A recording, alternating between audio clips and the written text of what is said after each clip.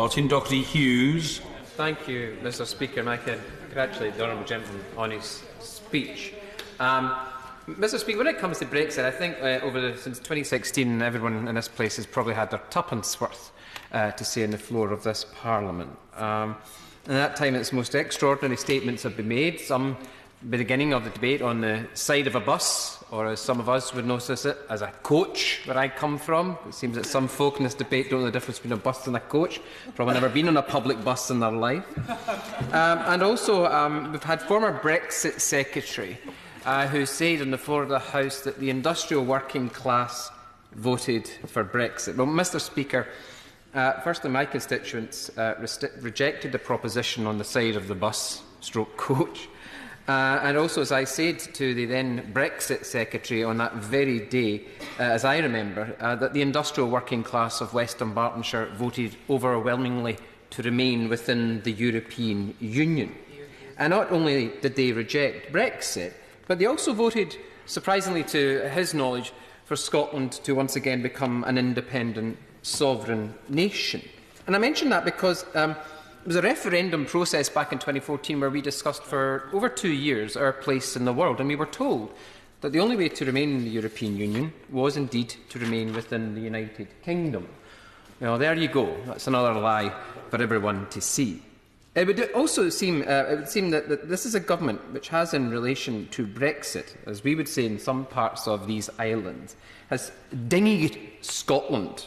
It is a government full of dunderheads and indeed clipes. Now, for Hansard, I would advise them to get themselves a Gid Scots dictionary they've had since 2015 to get used to the very idea. Mr. Speaker, ministers of this government seem to approach the issue and bring it to the dispatch box, and they seem merely to haver about Brexit, and unable to articulate a position, a principled position, on the greatest constitutional crisis faced in these islands since 1921. And again, I'll go back to it. If you don't know what I'm talking about, pick up the Modern History of Ireland, found in the library of the House of Commons. I actually seem to be the only person who's ever read it since it was brought into the library in the 1960s. Now, I have to say, I could not blame my constituents in Western Bartonshire for coming to the necessary conclusion the British government was incapable of running a menage, never mind the complexity of Brexit. It's a time in which the British Conservative and Unionist Party, and I have to say, has paraded its finest, like some alternate Easter parade, though there's not a lot of them here today, especially the Scottish Conservative members. And we have seen members on the benches opposite who actually found the Brexit referendum so difficult they didn't even participate in it. To a former minister who found it unbelievable that there had been at one point a hard border, a British border in the Isle of Ireland. The lack of historical perspective is staggering, and the lack of political acumen is profound.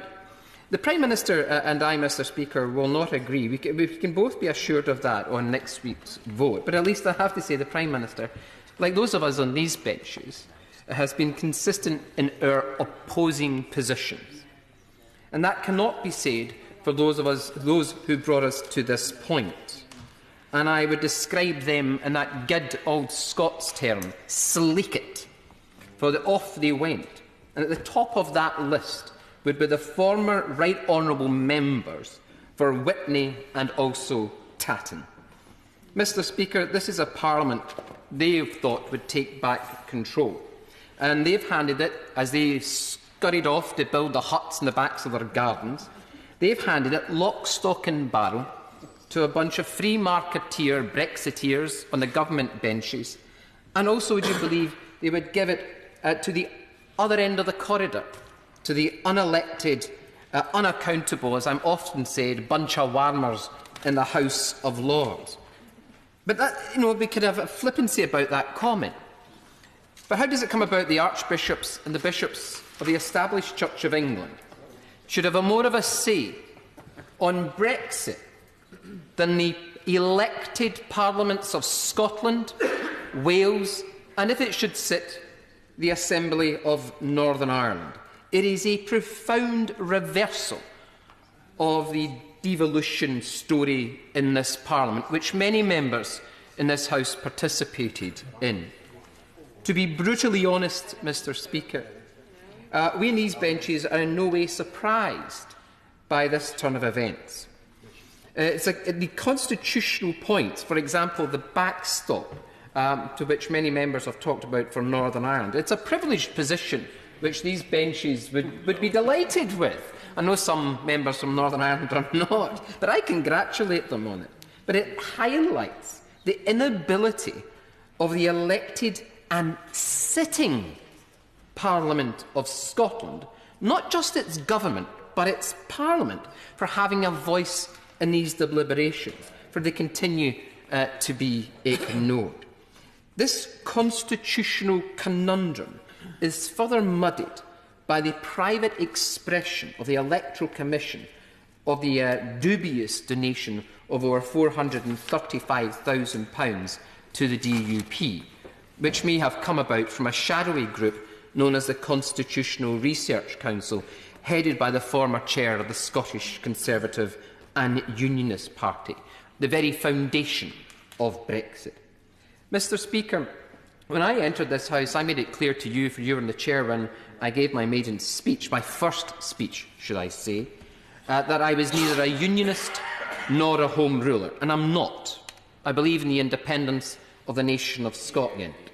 Yet, even as a Democrat in this House, I believe that the decision we take next week will be based on a false premise, funded by dark money, challenging the very idea of fair elections and any future referendums.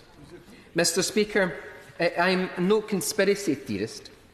I was there when my constituents voted for independence, and I was there when they voted to remain within the European Union. I saw the ballots being counted.